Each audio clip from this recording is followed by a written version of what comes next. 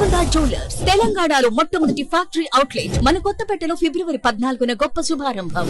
అధ్యక్ష, మొన్న మీ అనుమతితో మొన్న గౌరవ ముఖ్యమంత్రి గారు అదేవిధంగా గౌరవ ఇరిగేషన్ మంత్రి గారు ఈరోజు గౌరవ శాసన సభ్యులని శాసన మండలి సభ్యులని అందరినీ కూడా కాళేశ్వరం ప్రాజెక్టులో మేడిగడ్డ బ్యారేజ్ సందర్శించటానికి రావాలని ఈ సభాముఖంగా వారు కోరటం జరిగింది. అధ్యక్ష, మనందరికీ తెలుసు, ఈరోజు రాష్ట్ర ప్రజలందరికీ తెలుసు, నేను గౌరవ సభ్యులందరినీ కూడా కోరుతా ఉన్నాం, తప్పకుండా మీరందరూ రావాలని.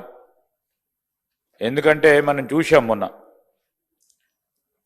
బ్యారేజ్ నిర్మాణం, ఆ నిర్మాణంలో ఉన్న లోపాలు, ఆ లోపాలకు సంబంధించిన అనేక అంశాల విషయంలో మా ప్రభుత్వం రాగానే గౌరవ ముఖ్యమంత్రి రేవంత్ రెడ్డి గారు అదేవిధంగా ఇరిగేషన్ మంత్రి గారు పూర్తి స్థాయిలో సమీక్షించి గత నెల ఇరిగేషన్ మంత్రి ఉత్తమ్ కుమార్ రెడ్డి గారు కూడా మేము ఇతర సహచర మంత్రివర్గ సోదరులందరం కూడా పోయి వాస్తవ విషయాలు ఆనాడు ఆ ప్రభుత్వంలో పనిచేసిన అధికారులతో పోయి నివేదికలు తీసుకొచ్చి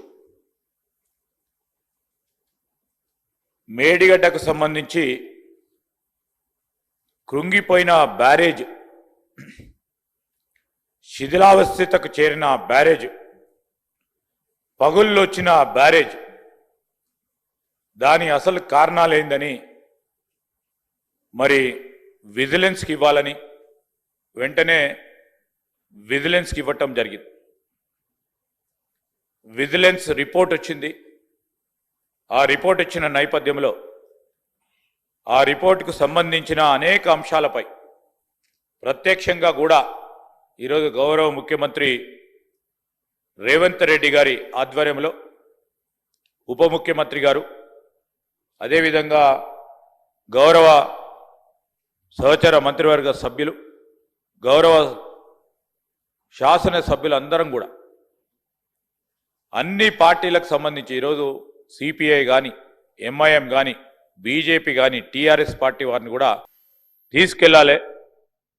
ఈరోజు మేము ఒక్కరమే మాట్లాడితే అదేదో రాజకీయ పూర్వంగా వారు మాట్లాడటం జరుగుతూ ఉన్న సందర్భంలో కొంతమంది ఈరోజు వారే వచ్చి వాస్తవిక పరిస్థితులను, వాస్తవిక దృశ్యాలను ప్రజల ముందట ఉంచాలనే ఒక ఆలోచనతో ఈరోజు అందరినీ కూడా ఆహ్వానిస్తాం. అధ్యక్ష.